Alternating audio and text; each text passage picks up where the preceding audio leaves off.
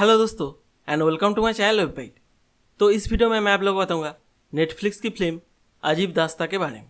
Starring Jaideep Ahlawat, Fatima सना शेख, अरमान रल्हान, नुसरत भरूचा, अभिषेक बैनर्जी, कोंकणा सेन शर्मा, आदित्य राव हैदरी, सैफ अली शाह, मानव कौल, टोटा राय Chaudhary and सारा अर्जुन। ये नेटफ्लिक्स और करण जौहर के धर्माटिक एंटरटेनमेंट के बीच जो डील साइन हुआ था उसके तहत लव स्टोरीज और घोस्ट स्टोरीज के बाद तीसरी फिल्म है जिसमें पहले की तरह ही 4 शॉर्ट स्टोरीज दिखाए गए हैं। तो चलिए इन स्टोरीज के बारे में थोड़ा बहुत जान लेते हैं।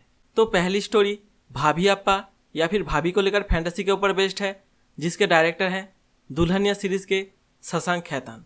तो एक दिन फातिमा सना शेख की शादी हो जाती है जयदीप अहलावत उर्फ बबलू जी से, लेकिन बबलू भैया उनको साफ साफ ये बता देते हैं कि शादीशुदा होने के बावजूद वो कभी भी उनसे प्यार नहीं कर पाएंगे, क्योंकि असल में वो किसी और से प्यार करते हैं। अब इसके बाद से प्यार ना मिलने के कारण फातिमा सना शेख बबलू भैया के महल में एक प्यासी आत्मा बन के भटकती रहती है। अब यहाँ पर एंट्री होती है अरमान रल्हान की, जो बबलू भैया के ड्राइवर के बेटे हैं। अब उनको देख के फातिमा सना शेख का तन और मन डोलने लगता है, तो वो बबलू भैया के सामने ही उनके साथ फ्लर्ट करना शुरू कर देती हैं। वही अरमान रल्हान भी अपने भाभी के ऊपर तांगझाक करने लग जाते हैं और चुपके से उनको तारना शुरू कर देते हैं। अब जैसा कि हर कहानी में होता है, इसमें भी जब बबलू भैया एक दिन काम के सिलसिले में बाहर जाते हैं तो ये दोनों देवर भाभी मौके का फ़ायदा उठाकर चांस पर डांस करना शुरू कर देते हैं और एक दूसरे के साथ चरम सुख की प्राप्ति में लग जाते हैं। अब वो इतने हैंडसम हैं कि भाभी तो भाभी, यहाँ तक कि बबलू भैया भी जल्द ही उनके प्यार में पड़ जाते हैं। अब इसके बाद क्या होता है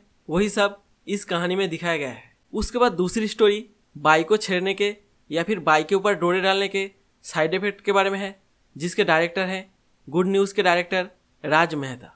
तो नुसरत भरूचा एक काम वाली बाई है और उनकी एक छोटी सी बहन है। वो दिन भर लोगों के घर पोछा लगाया करती हैं और रात को बिजली चुरा कर अपने बहन के साथ पंखा और टीवी ऑन करके रंग बिरंगे सपने देखकर सोया करती हैं। वो जिस सोसाइटी में काम करती हैं उसके बाहर अभिषेक बैनर्जी का एक कपड़े इस्त्री करने वाला खोखा है, जिसमें वो दोनों बहनें आके बैठ जाती हैं और उनके साथ मस्ती मजाक करती हुई दिखाई देती हैं। अब अभिषेक बैनर्जी और नुसरत भरूचा के बीच गरीबों वाला प्यार दिखाया गया है, जिसमें वो लोग हैंकी पैंकी करते हुए और बीड़ी फूकते हुए दिखाए गए हैं। अब एक दिन उस बिल्डिंग के सेक्रेटरी की नज़र नुसरत भरूचा के ऊपर पड़ता है, तो वो उनको अपने घर में काम पर रख लेते हैं और हर वक्त उनको बस ताड़ते ही जाते हैं। वो अपने बाई को छेड़ने का मौका ढूंढते रहते हैं और एक दिन मौका पाकर छेड़ भी देते हैं। अब इस छेड़ने का क्या इफेक्ट या फिर साइड इफेक्ट होता है वही इस कहानी में दिखाया गया है। उसके बाद तीसरी कहानी एक कंप्यूटर डाटा ऑपरेटर के जॉब को कैसे हासिल करना है उसके बारे में है, जिसके डायरेक्टर हैं नीरज घेवान, जिन्होंने इससे पहले मसन फिल्म को डायरेक्ट किया था। तो कोंकणा सेन शर्मा एक दलित हैं जो एक कंपनी में लेबर का काम करती हैं, लेकिन वो चाहती हैं कि उनके कंपनी में जो डाटा ऑपरेटर की पोस्ट है वो वाला जॉब उनको एक दिन मिले, लेकिन लोअर कास्ट होने की वजह से उनको ये जॉब नहीं दिया जाता, बल्कि ये जॉब आदित्य राव हैदरी को दे दिया जाता है, जो कि एक ब्राह्मण फैमिली से है। अब धीरे धीरे वो दोनों बहुत अच्छे दोस्त बन जाते हैं और एक दूसरे की तरफ अट्रैक्टेड फील करने लगते हैं।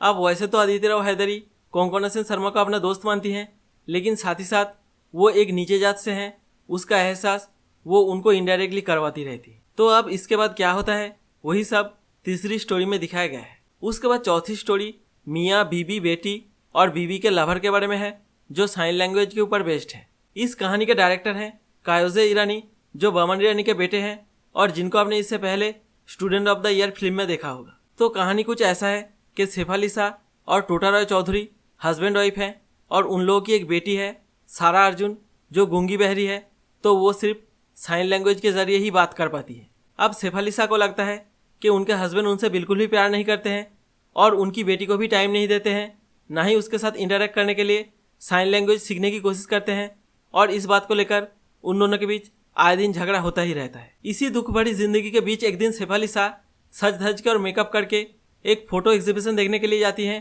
और वहाँ पर उनकी मुलाकात होती है मानव कौल से, जो खुद एक गूंगे बहरे हैं। अब इसके बाद सैफ अली शाह शादीशुदा होने के बावजूद मानव कौल के साथ रेस्टोरेंट में, क्लब में, पार्क में टीनेज लव बर्ड्स की तरह गुटरगू करती हुई दिखती हैं और साइन लैंग्वेज के जरिए बात करते करते एक दूसरे के करीब आती जाती हैं और ये मामला बेडरूम तक पहुंच जाता है। तो अब इसके बाद क्या होता है वही सब चौथी स्टोरी में दिखाया गया है।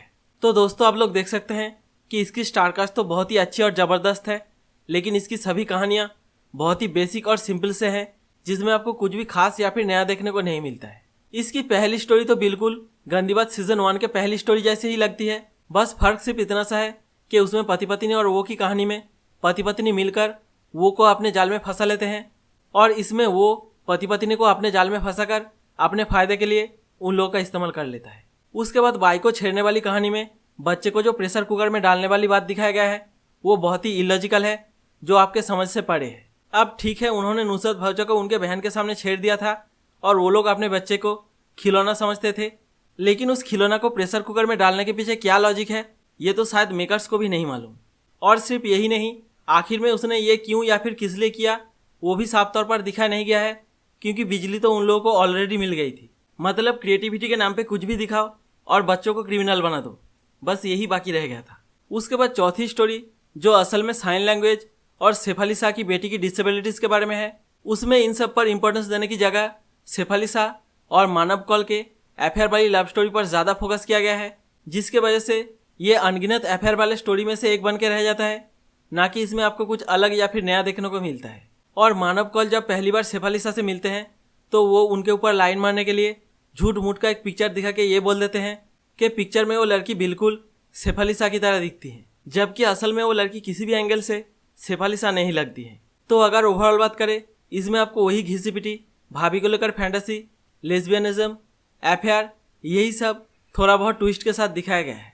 लेकिन इसका स्क्रीन प्ले अच्छा है, तो आप इसे देखते वक्त बोर नहीं होते हैं, और इसमें अपने अपने रोल के मुताबिक सभी एक्टर्स की कास्टिंग और एक्टिंग दोनों ही बेहतरीन है, और इसीलिए वेब सीरीज देखने में थोड़ा बहुत अच्छा लगा। दोस्तों, ये थी नेटफ्लिक्स की फिल्म अजीब दास्तां के शुरू से लेकर ख़त्म तक के सारे डिटेल्स। तो मिलते हैं अगले वीडियो के साथ, तब तक के लिए अलविदा, और इस वीडियो को देखने के लिए सभी को धन्यवाद।